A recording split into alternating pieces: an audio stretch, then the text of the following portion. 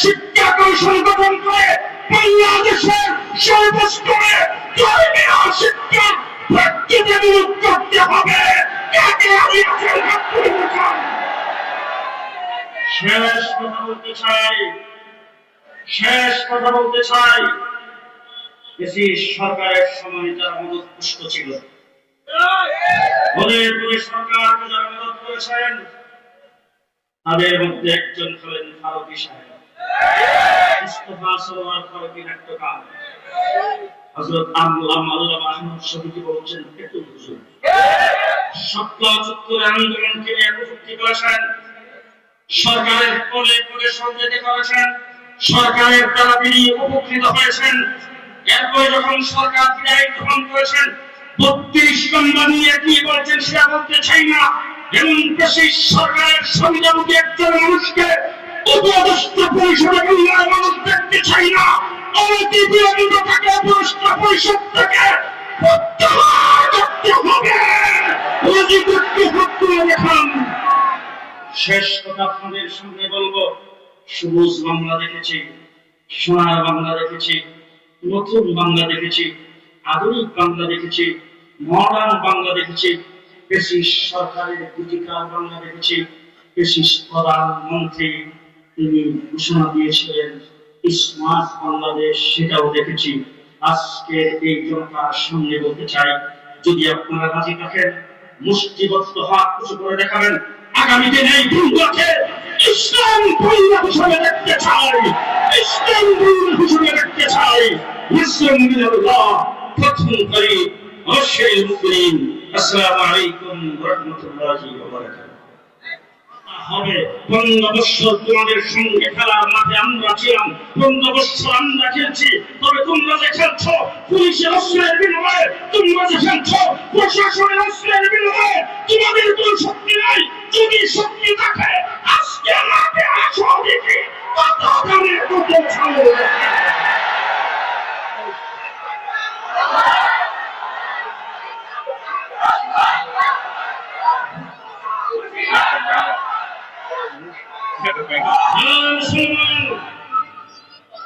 হযরত মুফতি নজরুল ইসলাম কাসেম সাহেব উপস্থিত হয়েছেন। আমি আপনাদের করুন কয়েকটি প্রশ্ন করতে চাই। গত 15 বছর পর্যন্ত জেলখানায় বিতরেছিলাম, 13 মাস রিমান্ডে ছিলাম।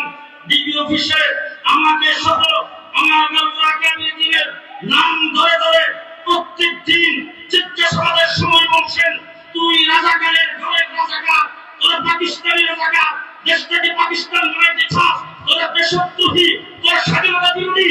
আমি আজকে জিজ্ঞেস করতে চাই, আমি পৃথিবীর প্রত্যেকটা পৃথিবী ঘোরাফেরা করি, আজ পর্যন্ত কোনোদিন পাকিস্তান যাই নাই, সামনে কোনোদিন পাকিস্তান যাবো কিনা সেটাও সন্দেহ। তার কারণ হলো আমার দেশের বর্ডারের সাথে পাকিস্তানের বর্ডারের মিল নাই। আমরা পাকিস্তানিদের জুলুম নির্যাতনের বিরুদ্ধে 71 অস্ত্র ধরে আমরা স্বাধীনতা অর্জন করেছি। পাকিস্তান আমাদের এত বড় কিছু নয় যে সেখানে যাইতেই হবে। তবে তোমাদেরকে জিজ্ঞেস করতে চাই, তোমরা আজকে প্রশ্নের দরজে দেয়া বের হয়ে গেলা কোথায়? আমরা কোথায় গেছো? আমরা পাকিস্তানি রাজাকার নয়, আমরা পাকিস্তানের সাথে সম্পর্ক নয়, আমরা রাজাকার নয়, আমরা স্বাধীনতা বিরোধী নয়। তবে তোমাদেরকে বলতে চাই, তোমরা সবাই ভারতীয় রাজাকার, ভারতীয় রাজাকার, ভারতীয় রাজাকার। যাদেরকে পাকিস্তানের রাজাকার বলেছো, তাদের জন্য বাংলাদেশের স্বাধীনতা হুমকির সম্মুখীন নয়, বাংলাদেশের মানুষ হুমকির সম্মুখীন নয়, বাংলাদেশের কোন হুমকির সম্মুখীন নয়। তোমাদের মতো ভারতীয় রাজাকারকে দিয়া বাংলাদেশ স্বাধীনতা বঞ্চিত হওয়ার সম্মুখীন, বাংলাদেশের জন্য ক্ষতিকর। বলেন ইসলাম বিদ্বেষী ছিল, আলেম ওলামা ইকরামের বিদ্বেষী ছিল, বাকির মতো করে আলেম ওলামা ইকরামকে শাপলা চত্বরে হত্যা করেছে। 1,56,000 পরিদর্শন করা হয়েছে। শাপলা চত্বরে তাহাজ্জুদরত, জিকিররত, সাজদারত মানুষকে গুলি করে বাকির মতো হত্যা করে রাজপথকে রক্তে রঞ্জিত করেছেন। আলেম ওলামা ইকরামকে জেলখানায় ভিতরে করে বিনা বিচারে ফাঁসির শেলে বৎসরের পর বৎসর সেখানে রেখেছেন। বাকির মতো গুলি করে 2021 সালে আলেম ওলামা ইকরামকে হত্যা করেছেন। আজকে মধুবাগ মাঠে পরিষ্কার ভাষায় বলতে চাই, নির্যাতিত হয়েছে ভিন্ন পথ মতের মানুষেরা, বিএনপি নির্যাতিত হয়েছে, জামাত নির্যাতিত হয়েছে, অপর দলের যারা নির্যাতিত হয়েছেন। আপনাদের সকলের 15 বছরের নির্যাতন একত্রিত করলে নির্যাতনের সমান হবে না। নির্যাতন করে আজকে অন্তর্বর্তীকালীন সরকার ক্ষমতায় আছেন। আমার বন্ধু বলা খালেদ সাহেব একটু সুন্দর বক্তব্য রেখেছেন। ওনাকে সহ অন্তর্বর্তীকালীন সরকারের লোকজনকে বলতে চাই, সংবিধান পুনর্গঠন করার জন্য আপনারা কমিশন গঠন করেছেন, কি জন্য এই কমিশন থেকে আলেমকে বাদ দিলেন? পরিষ্কার অবস্থায় বলতে চাই, আমরা ছাগলের 3 নম্বর বাচ্চা নন। দেশের জন্য অবদান আছে না নাই? আছে না নাই? আমাদের দেশের বিশেষ প্রধানমন্ত্রী ঘোষণা দিয়েছেন, রোহিঙ্গারা যারা বাংলাদেশে আসবে তাদেরকে পুশব্যাক করতে হবে, বাংলাদেশের ভিতরে ঢুকতে দেওয়া যাবে না। বাইতুল মুকাররমের সামনে দাঁড়িয়ে সেদিন বলেছিলাম, আগামী 12 ঘন্টার ভিতরে রোহিঙ্গা সবাইকে বাংলাদেশে আমাদের ঢুকতে দিতে হবে। কানে পানি ঢুকছে, রাত্রে ঘোষণা দিয়েছেন, তখন সেখানে কথা বলেছিলাম, প্রধানমন্ত্রী আপনার যদি খাবার দিতে অসুবিধা হয়, তাদের ভরণ পোষণ দিতে অসুবিধা হয়, দায়িত্ব আমরা গ্রহণ করলাম। আপনারা তখন তাকিয়েছিলেন জাতিসংঘ কি দিবে, বিদেশ থেকে কি আসবে, 4 ভাগের 3 ভাগ লুটপাট করবেন, আরেক ভাগ তাদেরকে দিবেন। এইভাবে লুটপাট করার মানসিকতা আপনাদের ছিল। কিন্তু রোহিঙ্গারা যেদিন থেকে বাংলাদেশে পা দিয়েছে, নদীর পার থেকে শুরু করে তাদের জায়গা থাকার জায়গা খাওয়া পড়ার সব ব্যবস্থা আমরা করেছি।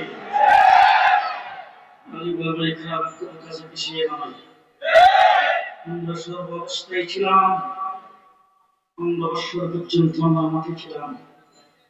ওঠা বিরোধী আন্দোলন আমাদের জন্য কোনো প্রয়োজন নেই। আমাদের দেশের কওমি মাদ্রাসার ছাত্র শিক্ষকদের জন্য কোঠার কোনো প্রয়োজন? আমরা কি চাকরি নিতে যাই? চাকরির জন্য কোথাও দরখাস্ত করি? সুতরাং চাকরির কোথাও প্রয়োজন আমাদের নাই। কিন্তু কলেজ ইউনিভার্সিটির ছাত্ররা আমাদের ভাই, তারা যখন রাস্তায় নেমে, যখন তাদের বুক ঝাঁসা করে দেওয়া হচ্ছে, যখন তাদের উপর বিচার করে চালানো হচ্ছে, তখন আমরা কিন্তু পিছিয়ে থাকি নাই। আমার কওমি মাদ্রাসার 84 জন ছাত্র রাস্তায় নেমে জীবন দিয়ে দিয়েছে। যখন দেশের সরকারের প্রধানমন্ত্রী মিছিলের দরজা দিয়ে যখন পড়ে গেল, তখন এই দেশের পুলিশ বাহিনী তারা আসলে পুলিশ ছিল না, পুলিশ লীগ ছিল।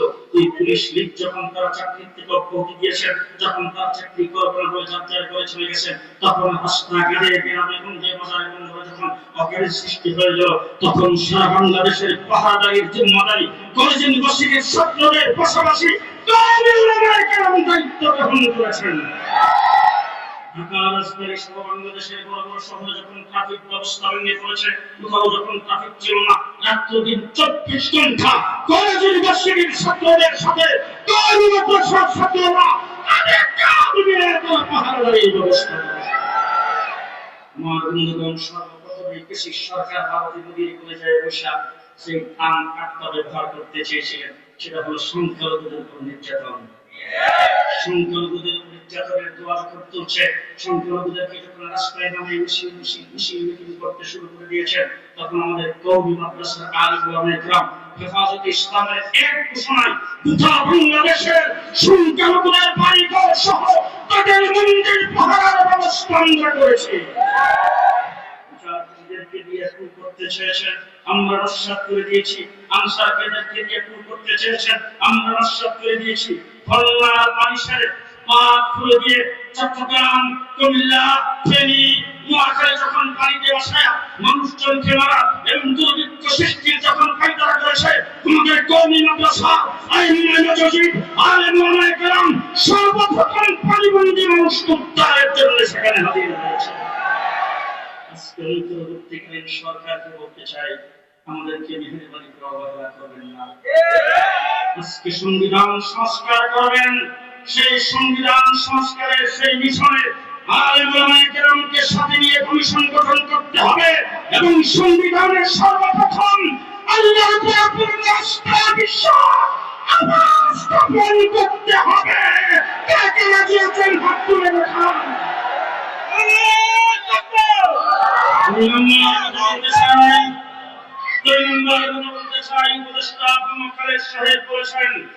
ইসলামী শিক্ষা শিক্ষার গোড়া কর্তন করেছিলেন গত 15 বছরে ব্রিটিশ সরকার। কোন স্কুলের মধ্যে দ্বীনি শিক্ষার জন্য একজন মাস্টার রাখা হয় নাই, কোন স্কুলের দ্বীনি শিক্ষার কোন পরীক্ষা রাখা হয় নাই। ইসলামী ইতিহাস, ইসলামী স্টাডিজ কেন্দ্র দিয়ে রামায়ণের ছবি আর কিচ্ছা সেখানে ঢোকানো হয়েছে। শহীদ থেকে সরকার কিচ্ছা বাধ্যতামূলক করা হয়েছে।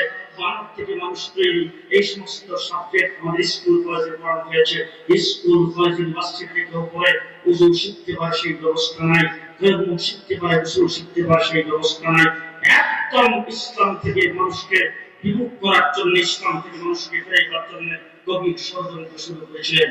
আজকে শিক্ষা কমিশন গঠন করা হয়েছে। তোমার ডক্টর ইউনূস সাহেব, আপনাকে বলতে চাই, আমরা আপনার সহযোগী, রক্ত দিয়ে আমরাই আপনাকে বসিয়েছি, সহযোগিতা পর্যন্ত করেছি, সামান্য সহযোগিতা করতে চাই। আফম কলেজ সাহেব যে কথা বলেছেন, আমরা সর্বক্ষণিক দোয়া করতে চাই।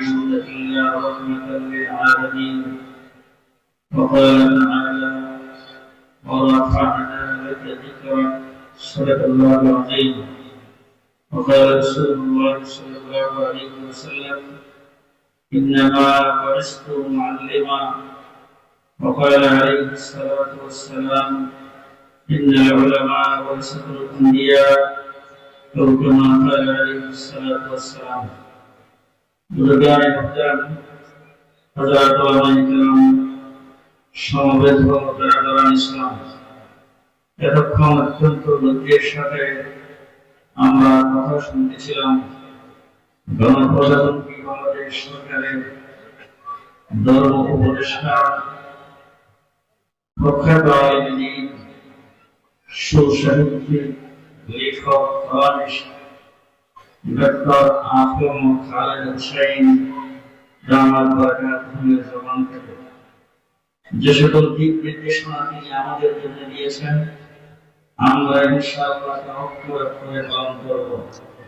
যে সকল বিষয় তোমার পরিকল্পনা হিসাবে সরকারে আছেন, হিসাবে যেগুলির জন্য তিনি আগ্রহী এবং ঘোষণা করেছেন, যে আশাবাদ ব্যক্ত করেছেন, আল্লাহ যেন সে আশাবাদকে আল্লাহ পূরণ করেন। আমাদের পক্ষ থেকে সহযোগিতা যতটুকু করা ইনশাআল্লাহ আমরা করব এবং তার জন্য দোয়া করব, আল্লাহ যেন মদদ নুসরত করেন। আসলে আমি আপনাদের এই বয়ানের সময় পাশে বসা ছিলাম। এতটুকু সময় হয়তো গত 20 বছরের ভিতরে আমার কোথাও হয়েছে কিনা সন্দেহ। আমি এরকম ভাবে বসে শুনছি অন্তত 20 বছর থেকে আসা নাই। আমি একটু সময় এখানে বসে বসে আমার কথাগুলো শুনতেছিলাম, ভালোই লাগতেছিল, কিন্তু আমার তারা আছে। আমি সকালবেলা হেলিকপ্টারে গেছি বরিশাল, জোহরের পর ওখান থেকে বয়ান করে বিকাল 5:30টায় এসে নামছি। দিছি ডাক্তারের কাছে, ডাক্তারের অ্যাপয়েন্টমেন্ট ছিল। এখন সামনে আরো প্রোগ্রাম আছে, আমার কয়টা আছে এই প্রোগ্রামগুলিতে আমার যাইতে হবে, এই জন্য সময় কম। ভূমিকা বিহীন কয়েকটি কথাবার্তা বলব। যার জীবন আলোচনার জন্য আমরা এখানে এসেছি, আপনারা যারা শোনার জন্য এসেছেন, এমন একজন ব্যক্তি কোন সৃষ্টি জগতের ভিতরে তার চাইতে মর্যাদাশালী আল্লাহ পাকের কাউকে বলেন না। আল্লাহর পরের মর্যাদাটাই হলো আমার নবী মুহাম্মদ রাসূলুল্লাহ সাল্লাল্লাহু আলাইহি ওয়াসাল্লামের মর্যাদা। ওনার মতো একজন মহামানব আল্লাহ পাকের সৃষ্টি জগতে সর্বোচ্চ যার মর্যাদা দিয়েছেন, যার মর্যাদা উচ্চ আসন আল্লাহ পাক 30 পারা কোরআন নাযিল করে বর্ণনা করেছেন।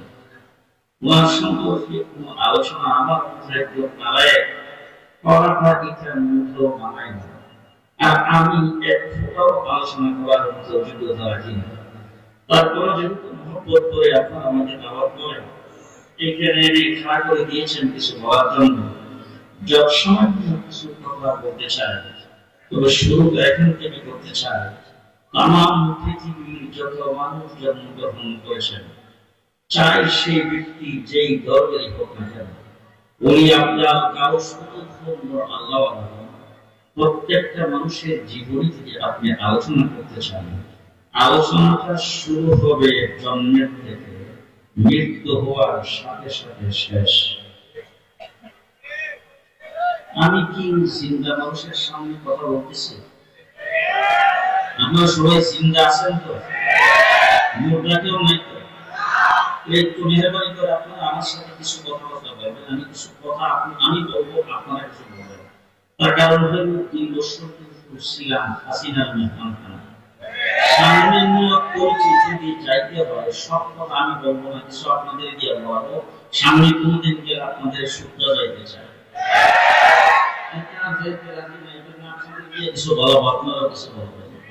যত মানুষের জীবনী আলোচনা করবেন, প্রত্যেকটা জীবনী আলোচনা শুরু হবে জন্ম থেকে মৃত্যু দেশে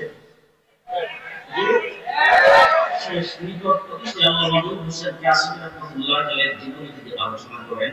ওনার জীবন জন্ম থেকে শুরু করে মৃত্যু যেদিন হয়েছে শেষ হয়ে গেছে। জুনায়েদ বাবুনির আলোচনা, আল্লামা আহমদ শফির আলোচনা, মুফতি আমিনের আলোচনা, শাইখুল হাদিস আল্লামা আজিজুল হকের আলোচনা, হাফিজ হুজুরের আলোচনা, শামসুল ফরিদপুরের আলোচনা, আমাদের দেশের জিয়াউর রহমান সাহেবের আলোচনা, শেখ মুজিবুর রহমান সাহেবের আলোচনা, এরশাদ চাচার আলোচনা। যত বড় ব্যক্তি আর যত শিক্ষিত ব্যক্তি হোক, তার আলোচনা করবে জন্ম থেকে শুরু হবে মৃত্যু হইলে শেষ। একমাত্র শুধুমাত্র কেবলমাত্র একজন ব্যক্তির আলোচনা তিনি করেন, তিনি হলেন আমার নবী মুহাম্মদ রাসূলুল্লাহ সাল্লাল্লাহু আলাইহি ওয়াসাল্লাম। তার জিন্দেগি এবং তার জীবনী আলোচনা, তার সিরাতের আলোচনা, তার গুণকীর্তনের বর্ণনা যদি আপনি করতে চান, পৃথিবী সৃষ্টির 1000 বছর আগে থেকে শুরু হবে জান্নাতে যায়। পৃথিবী সৃষ্টি হয় না, আসমান জমিন পাহাড় পর্বত চন্দ্র সূর্য নক্ষত্র কিছু আল্লাহ পাক সৃষ্টি করেন নাই, তখন আমার নবীর আলোচনা স্বয়ং আল্লাহ করেছেন।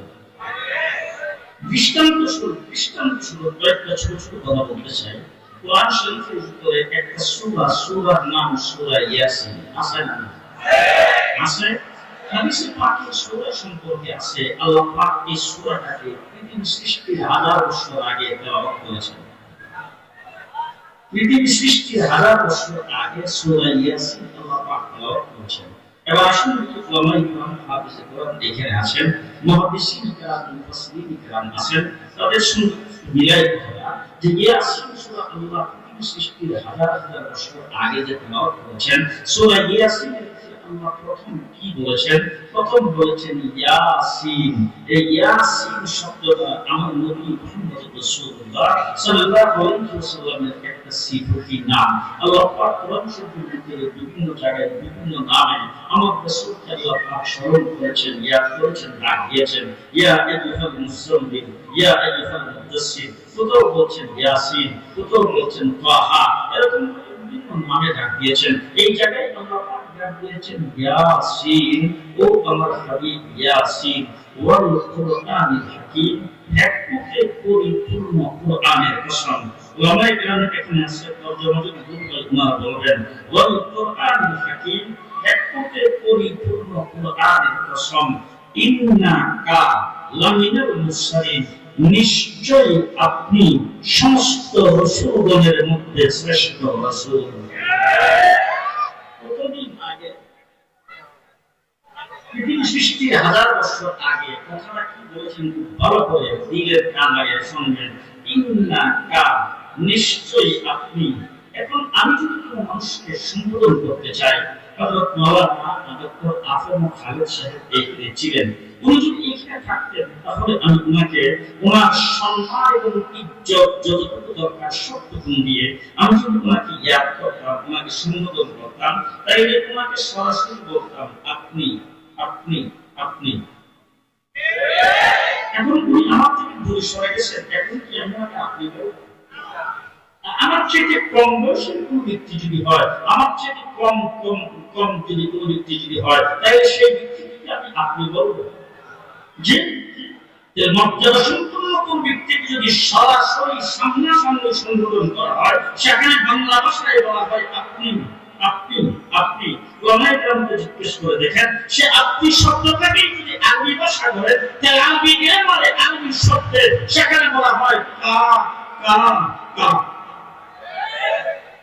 30 পারা কোরআন শরীফ, 30 পারা কোরআন শরীফ আপনি যখন এখানে আছেন, মুহাদ্দিসুল মুফাসসিরিন ইকরাম এখানে আছেন, 30 পারা কোরআন শরীফের ভিতরে যদি আপনি কোরআন খুলেন আর প্রথম থেকে শেষ পর্যন্ত যদি আপনি কোরআনকে মুতালা করতে থাকেন, পড়তে থাকেন, আর যদি কোরআন বুঝতে থাকেন, তাহলে দেখবেন প্রত্যেক জায়গায় আল্লাহর হাবিবকে আল্লাহ যেখানে সম্বোধন করেছেন সব জায়গায় এই একটা অক্ষর ব্যবহার করেছেন, কা কা কা। وما أرسلناك إنا أرسلناك على ربك فلنولينك لا تحرك به لسانك وما أرسلناك يا أيها المدثر قم فأنذر ربك وثيابك والضحى والليل إذا سجى ما ودعك ربك وما قلى وللآخرة خير لك من الأولى ولسوف يعطيك ربك فترضى ألم يجدك يتيما فآوى ووجدك ضالا فهدى ووجدك عاقلا فأغنى ألم نشرح لك صدرك ووضعنا عنك وزرك الذي أنقض ظهرك ورفعنا لك ذكرك إنا أعطيناك فسبح بحمد ربك।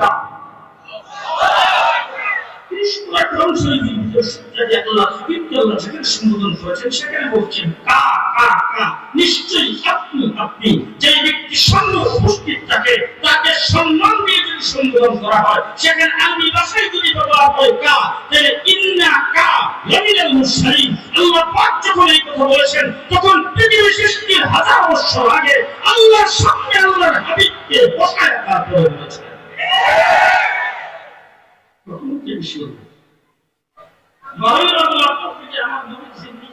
আলোচনা শুরু না, এই জন্য ওলামায়ে কওমে ওলামায়ে দেওবন্দ পালন করেন।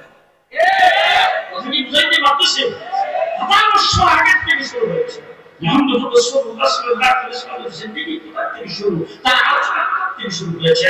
আল্লাহ তাআলা আদম ইসলামকে সৃষ্টি করার পরে আদমের পুষ্প থেকে तमाम পৃথিবীর সমস্ত মানুষকে এক জায়গায় আল্লাহ তাআলা রূহের জগতে টুকরিকার নিয়ে সৃষ্টি করেছিলেন। এই ওয়াজ আপনারা অনেকবার শুনেছেন। সেই জায়গায় আল্লাহ পাক সর্বপ্রথম একটা জনসভা করেছেন। জনসভায় কিন্তু সবাই যেতে পারে, ঠিক না? ঢাকাতে জনসভা হবে, চট্টগ্রামে স্লোগান হয়, চলো চলো ঢাকা চলো।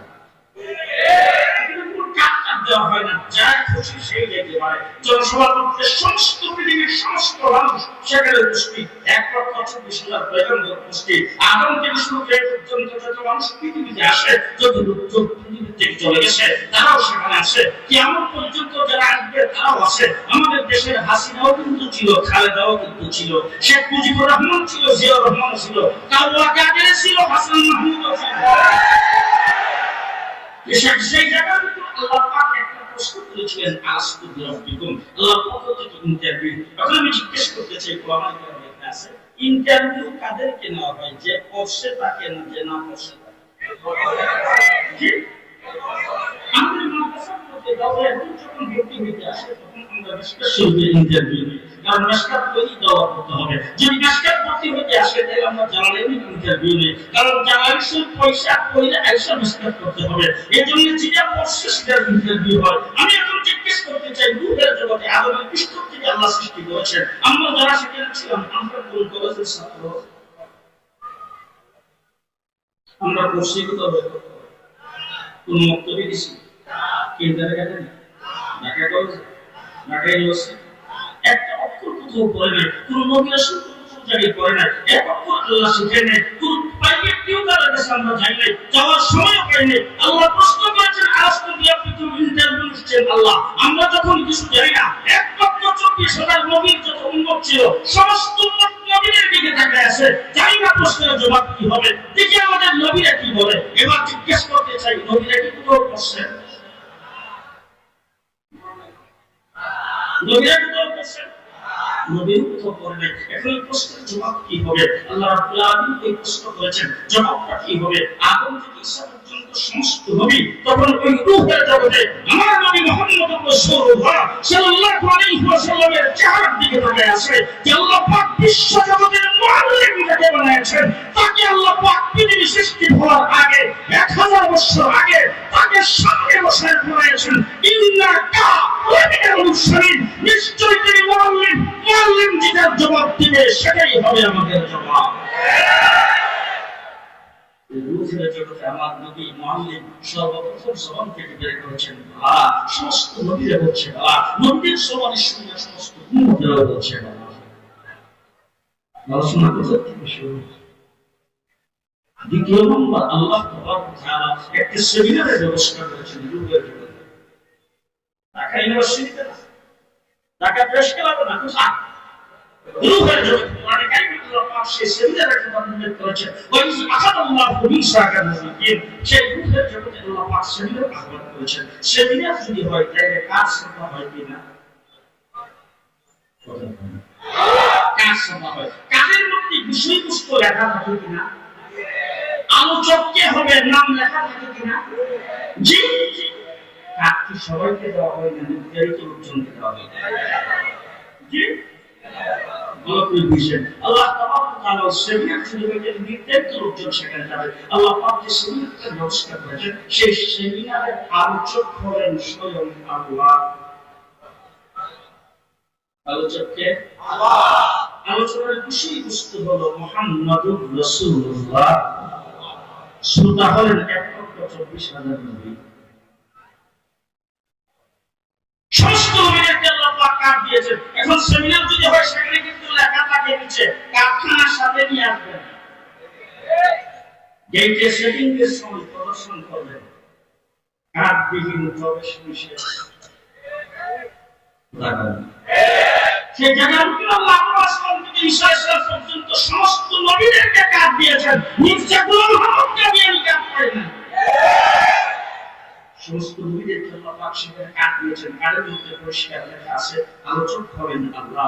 আলোচনার বিষয়বস্তু হলো মুহাম্মদ রাসূলুল্লাহ। আর শ্রোতা হলেন 1,24,000 নবী। সেই জন্য আল্লাহ পাক আলোচনা কি করেছেন? লামা আতাইতুকুম মিন কিতাবিন ওয়া হিকমা, লামা আতাইতুকুম মিন কিতাবিন ওয়া হিকমা। বলগুলো বলা এটা এলবি কোন বিষয়ে আলোচনা করার যোগ্যতা আমার নাই। তারপর আমি তালিবের হেসিয়তে আপনাদেরকে সব শোনাতে চাই, এই জন্য বলতে চাই লামা আতাইতুকুম মিন কিতাবিন ওয়া হিকমা। আল্লাহ পাক আদম থেকে ঈসা পর্যন্ত সমস্ত নবীদেরকে ডাক দিয়ে বলেছেন তোমাদেরকে দুনিয়াতে প্রেরণ করা হবে, নবুয়ত দেওয়া হবে, রাসূলত দেওয়া হবে, কিতাব দেওয়া হবে, হিকমত দেওয়া হবে। তবে ভালো করে শুনে রাখুন, মিন কিতাবিন ওয়া হিকমা, কিতাব থেকে কিছু দেওয়া হবে, হিকমত থেকে কিছু দেওয়া হবে। তোমাদের কিতাব নিয়ে হিকমত নিয়ে কিছু কিছু তোমাদেরকে দিয়া তোমাদেরকে পৃথিবীতে প্রেরণ করা হবে। তারপরে বলছেন সুম্মা জাআকুম রাসূল, তোমাদের সকলের পরে আমার প্রিয় হাবিব রাসূলকে দুনিয়াতে প্রেরণ করা হবে। সুম্মা জাআকুম রাসূল, এই সুম্মা হলো হকগুলো, সুম্মা হলো হকগুলো। সমস্ত নবীগণকে আল্লাহ পাক হিকমত থেকে কিছু অংশ, কিতাব থেকে কিছু অংশ দিয়া মুসা আলাইহিস সালামকে কিছু অংশ দিয়েছেন, ইব্রাহিমকে কিছু অংশ দিয়েছেন, শীষকে কিছু অংশ দিয়েছেন, সুলাইমানকে কিছু অংশ দিয়েছেন, নূহকে কিছু অংশ দিয়েছেন। একমাত্র 24,000 পয়গম্বরকে হিকমত আর কিতাব থেকে কিছু কিছু অংশ দিয়ে আমার নবীর পরে যখন আসে আল্লাহ পাক তত্ত্বহীন ভাষায় ঘোষণা করেছেন ইন্না আতাইনাকাল কাউসার। আল্লাহ পাক ঘোষণা করেছেন ইয়াউমা আকমালতু লাকুম দীনাকুম। আমি কিছু কিছু অংশ করে অন্যান্য নবীদেরকে নিয়ে আসছি, আপনার পাওয়া যখন আসছি অল কমপ্লিট। আমার খাজিনার অফুরন্ত ভান্ডারে পুরো আপনার ঝুলিতে ঢেলে দিলাম ইন্না আতাইনাকাল কাউসার। আমার নবীর আলোচনা কখন থেকে শুরু? জি 3000 বছর আগে থেকে আমার রাসূল সাল্লাল্লাহু আলাইহি ওয়াসাল্লামের আলোচনা শুরু হয়েছে। শুরু থেকে না, আমার নবী মুহাম্মদ রাসূলুল্লাহ সাল্লাল্লাহু আলাইহি ওয়াসাল্লাম সম্পর্কে আগে যা আলোচনা হয়েছে সেগুলো যদি বলতে থাকি তাহলে অনেকক্ষণ পর্যন্ত আমার মতো একজন নায়ক হতে পারবো। হযরত আদম আলাইহিস সালামকে সৃষ্টি করে সর্বপ্রথম আল্লাহ পাক রাখছিলেন তাকে আরশের নিচে, সেখান থেকে রূহ দেওয়ার পরে জান্নাতের ভিতরে বসিয়েছেন। কোন জান্নাতে আদম আলাইহিস সালাম যখন বসবাস করতেছেন হঠাৎ করে আল্লাহকে জিজ্ঞেস করেছেন, আল্লাহ যেই দিকে তাকান এই দিকে তোমার নামের সাথে একটা নাম দেখতেছি, তোমার নামের সাথে তুমি কার নামটা এখানে লাগিয়ে রাখছো? আমি তো এরকম কাউকে দেখি না, শুধু আমাকেই তো তুমি বানাইলা, জান্নাতের ভিতরে তো আমি একাই আছি। তখন আল্লাহ পাক জিজ্ঞেস করেছেন, আদম তুমি কোথায় দেখছো? বলে কেন? আমাকে যখন সর্বপ্রথম আরশের নিচে রূহ দেওয়া হলো আমার ভিতরে, আমি যখন আরশের তাকাইছি, তখন দেখি আরশের মধ্যে বড় অক্ষরে লেখা লা ইলাহা ইল্লাল্লাহ, সাথে লেখা মুহাম্মাদুর রাসূলুল্লাহ। আমাকে যখন আরশের নিচ থেকে ফেরেশতা আনতে গেছে, তখন ফেরেশতাদের কপালের মধ্যে লেখা লা ইলাহা ইল্লাল্লাহ, সাথে লেখা মুহাম্মাদুর রাসূলুল্লাহ।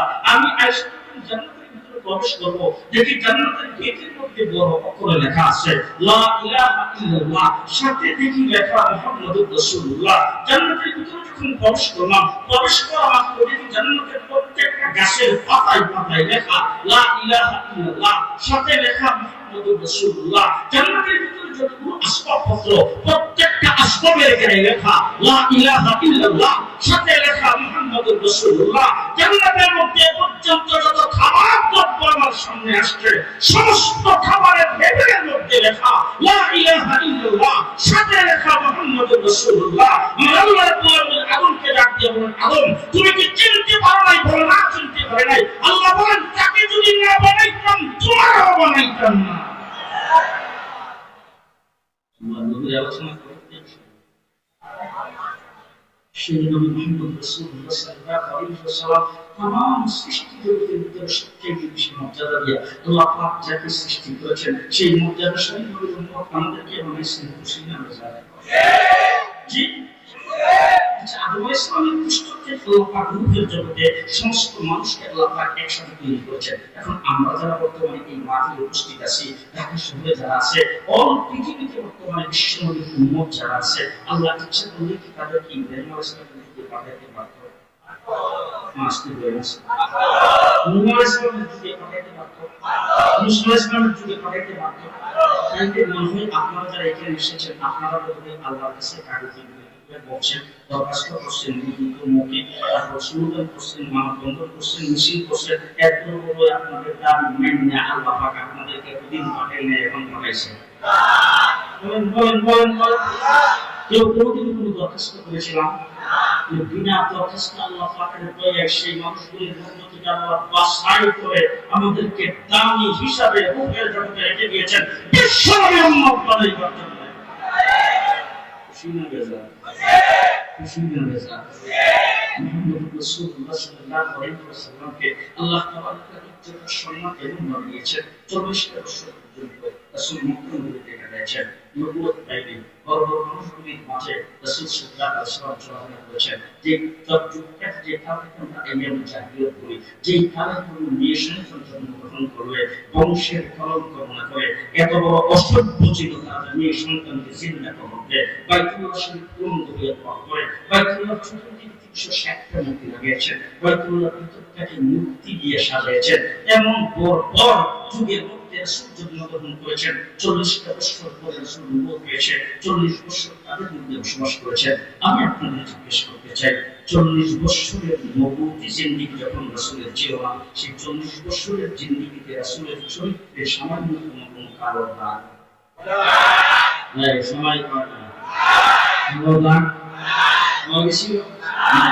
নবী মুহাম্মদ রাসূলুল্লাহ সাল্লাল্লাহু আলাইহি ওয়াসাল্লাম নবুয়তের দাবি করার পরে সর্বপ্রথম যে বিরোধিতা করেছেন তার নাম আবু লাহাব, যিনি নবী জন্মের পরে আঙ্গুলের ইশারায় বান্দিকে আযাদ করে দিয়েছিলেন। বিরোধিতা করেছেন আবু জাহেল। কিন্তু উলামায়ে কেরাম এখানে আছে, শিক্ষিত সমাজ এখানে আছে, কোথাও কি দেখাইতে পারবেন যে আবু জাহেল রাসূলকে কোনদিন চরিত্রহীন বলে গালি দিয়েছেন, মৃত্যু বলেছেন? হুজুর আকরাম সাল্লাল্লাহু আলাইহি ওয়াসাল্লামের চরিত্রের উপরে, রাসূলের আখলাকের উপরে কোনদিন আবু জাহেল, আবু লাহাব, মক্কার কাফির বিদের মুশরিকরা কোনদিন গালি দেয় না। বেশি রাসূলকে বলছেন জাদুবিদ, হুজুরকে বলছেন পাগল। এই দুইটা শব্দের বাহিরে আমি অন্তত কেউ নেই। মুফাসসিরে কালাম আছেন, তার কাছে কিনা জানি না।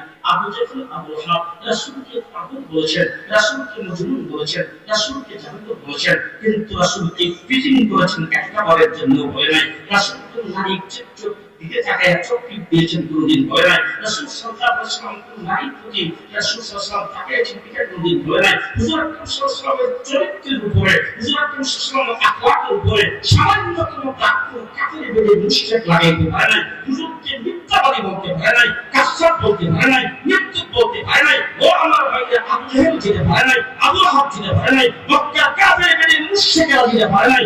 আমার বাংলাদেশের নাস্তিকের মুক্তাদেরা আল্লাহর নবীকে এক চাইতে সত্য ভাষা ব্যবহার করে গালি দিয়েছে। আল্লাহ মাহমুদ শফি রহমতুল্লাহ আলাইহির নেতৃত্বে সাতটা চত্বরে গিয়েছিলাম। আমার বাইরে এদেশের ক্ষমতা দখল করার জন্য নয়, এদেশের ক্ষমতায় কাউকে বসাইবার জন্য নয়। আমরা গিয়েছিলাম সেটা শুধু একটা দাবিতে, সেই দাবিটা ছিল আল্লাহর নবীর ইজ্জত রক্ষা। রাসূলুল্লাহ সাল্লাল্লাহু আলাইহি ওয়াসাল্লামের ইজ্জত রক্ষার জন্য আমরা সেখানে গিয়েছিলাম। সাহাবায়ে রাসূল যারা রাসূল সাল্লাল্লাহু আলাইহি ওয়াসাল্লামকে গালি দিয়েছেন, হুজুর আকরাম সাল্লাল্লাহু আলাইহি ওয়াসাল্লাম সম্পর্কে খুব সমালোচনা করেছেন, যারা ফেসবুকের ভিতরে, যারা টুইটারে, যারা বিভিন্ন জায়গায় আমাদের রাসূল সাল্লাল্লাহু আলাইহি ওয়াসাল্লামকে গালির ভাষা ব্যবহার করেছেন, হুজুর আকরাম সাল্লাল্লাহু আলাইহি ওয়াসাল্লামের উম্মাহাতুল মুমিনিনদের উপরে, মুমিনদের মাদের উপরে যারা চরিত্রের উপরে আঘাত করেছেন, এই সমস্ত মানুষজনকে যারা আশিকে রাসূল হিসাবে শায়েস্তা করার জন্য গিয়েছেন, তাদেরকে অ্যারেস্ট করে জেলখানার ভিতরে নিয়ে রেখেছেন। পদে পদে গত 15 বছর আল্লাহর নবীকে যারা গালি দিয়েছেন, তাদেরকে অপমান করেছেন, যারা তার প্রতিবাদ করেছেন তাদের উপর গুলি চালিয়েছেন।